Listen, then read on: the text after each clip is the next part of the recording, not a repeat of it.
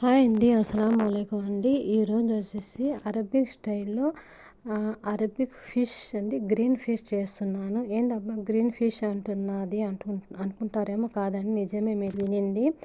అంటే వీళ్ళు చాలా ఇష్టంగా తింటారండి. ఒక్కటి కాదండి, మీకు చెప్పాను కదా, అన్ని వీడియోలో చాలా రకాలుగా ఒక స్టైల్‌గా ఉంటుంది ఏదో ఒకటి. వీళ్ళు తినే పద్ధతే వేరే అండి. అలాగా వెరైటీగా తింటారు. అందువల్ల నేను ఫిష్ గ్రీన్ ఫిష్ అని చెప్పింది. దీని పేరు కూడా గ్రీన్ ఫిష్ చెప్పొచ్చు. చూడండి ఎలా ఉందో. ఏందబ్బా గ్రీన్‌గా ఎలా వచ్చింది అనుకుంటున్నారా? మళ్ళీ దీనిలో చిల్లే లేదండి. చిల్లి అంటే కారమే లేదండి. కారమే వేయలేదు. ఏమేమి వేసా అనుకుంటున్నారు? అంటే ఆ వీడియో కొంచెం మిస్ అయింది. నేనేసింది ఇంకోసారి వీడియో పెడతాను. దీనికి వేసిందండి, మనం పుదీనా కొత్తిమీర అంటాం కదా, దీంట్లో పుదీనా ఒకటి వేయరు. కొత్తిమీర అండి, కొత్తిమీర. తర్వాత ఏంటంటే ఇక్కడ సన్న ఆకు వస్తుందండి. ఆ ఆకు స్పెంజ్ అంటారు, అది మరి స్పెంచ్ అంటారు. ఇంకోటి ఏంటంటే బొగ్దునస్ అండి.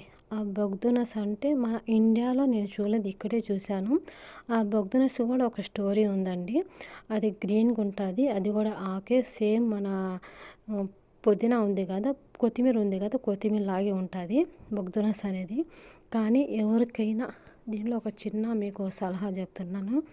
ఎవరికైనా కిడ్నీ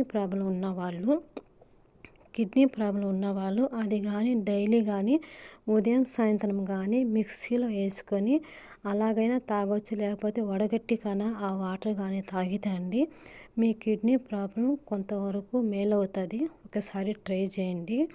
అంటే మన ఇండియాలో ఉందో లేదో నాకు తెలియదండి. ఇక్కడ బయట కంట్రీలో మాత్రం దీన్ని ఏంటంటే బొగ్దునస్ అంటారండి. ఆ బొగ్దునస్, కొత్తిమీర, తర్వాత అది అవిసాకు అంటారు, సన్నగా ఉండదు కదా, అది మా అనుకుంటాము చెప్పేది. ఆ మూడు వేసేసి మిక్సీ కొట్టాలండి. మళ్ళీ ఏం వేయబడలేదు దాంట్లో. మళ్ళీ కొంచెం ఏమైతే తెల్లగడ్డల పేస్ట్ వేసి మొత్తం అలా మిక్స్ చేసేసి ఇలా వచ్చేస్తుందండి. ఒకసారి మీరు కూడా ట్రై చేయండి ఎలా ఉందో టేస్ట్. ఏందబ్బా నువ్వు చెప్పింది చేయాలనుకుంటున్నారా అనుకుంటారేం, కాదండి, సూపర్ ఉంటుంది టేస్ట్. ట్రై చేయండి. థ్యాంక్ యూ సో మచ్ అండి. నా ఛానల్ కానీ మీకు నచ్చితే లైక్ అండ్ సబ్స్క్రైబ్ చేసుకోండి.